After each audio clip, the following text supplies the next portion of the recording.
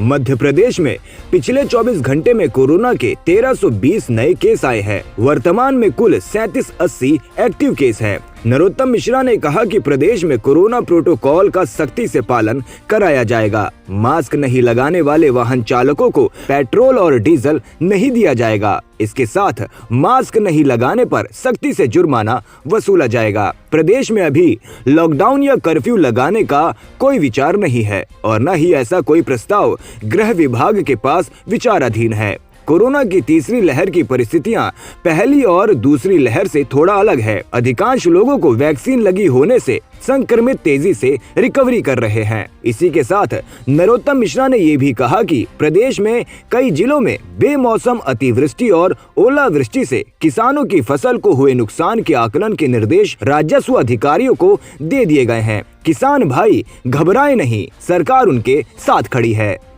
नरोत्तम मिश्रा ने पंजाब के सीएम चरणजीत सिंह चन्नी पर निशाना साधा और कहा कि पंजाब के मुख्यमंत्री चरणजीत सिंह चन्नी जी को जाम लगवाने और जाम खुलवाने में किस तरह से महारत हासिल है, इसको उन्होंने मीडिया के जरिए सिद्ध कर दिया। मैंने कल पंजाब के माननीय मुख्यमंत्री जी चन्नी जी को देखा, एक टीवी रिपोर्टर को साथ में बिठालकर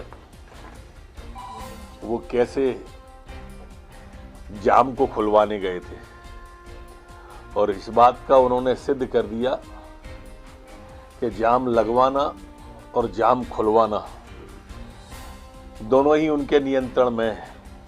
उनको महारत हासिल है इन दोनों काम। कल अतिवृष्टि की सूचना गुना से, राजगढ़ से, विदिशा से आई थी।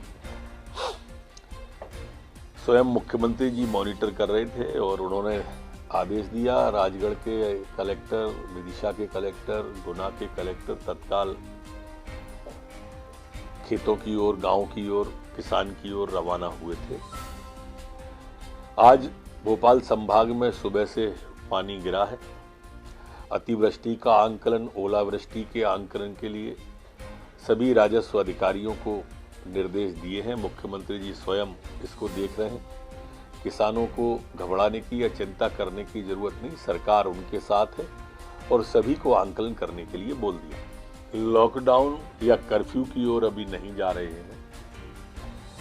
अभी ऐसा कोई प्रस्ताव भी विचाराधीन गृह विभाग पर नहीं है। थोड़ा पिछली बार से और इस बार के वेरिएंट में भी अंतर है।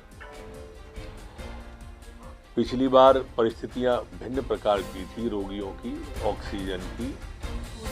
इस बार जो रोग है, वेरिएंट है, उसमें लोग रिकवरी अच्छी कर रहे हैं क्योंकि वैक्सीन अधिकांश को शहरों में लगी हुई है और ये ट्रेड पूरा पुराने की तरह का है। पुराने जो ट्रेड आप देखेंगे, फर्स्ट वेव, सेकेंड वेव और थर्ड वेव, ये तीसरी जो आहट दे रही है, ये पहले इंदौर में ही आई, फिर भोपाल में आई, फिर जबलपुर, फिर ग्वालियर, ऐसे फैली।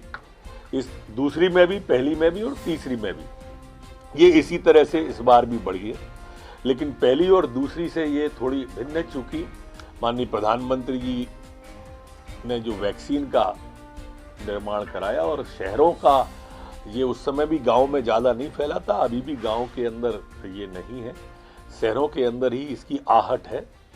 तो इस बार पूरा ध्यान रखा जा रहा है कि तीसरी वेव को हम न फैलने दें। लेकिन नाइट कर्फ्यू की अवधि कुछ बढ़ाई जा सकती है, कहा जा रहा है कि 8 बजे। अभी माननीय मुख्यमंत्री जी जब इनकी समीक्षा करेंगे उस समय इस विषय पे पुनः देखा। कोविड प्रोटोकॉल का सख्ती से प्रदेश में पालन कराया जाएगा और अब पेट्रोल पंप, डीजल पंप जो हमारे हैं, वाहन चालक अगर मास्क नहीं लगाए हैं तो उन्हें डीजल पेट्रोल न दे, ऐसी सूचना हम करवा रहे हैं। मास्क की, जुर्माने की राशि के, ये सभी के सख्ती पर विचार किया जा रहा है। पिछले 24 घंटे में मध्य प्रदेश के अंदर कोरोना के 1320 प्रकरण नए आए। टेस्ट हमने किए थे 68,760। जिसमें से 1320 नए आए। ठीक 169 लोग ठीक होके अपने अपने घरों की ओर स्वस्थ होके गए। संपूर्ण प्रदेश में एक्टिव केस अब 3780 वर्तमान में है। संक्रमण दर हमारी 1.94% है। वहीं रिकवरी ठीक होने की दर 97.9 हो गई है। अभी हमारे 13 जवान पुलिस के संक्रमित हुए हैं। इनमें से 6 ग्वालियर में, 1 दतिया में। इस तरह से कुल 13 जवान हमारे संक्रमित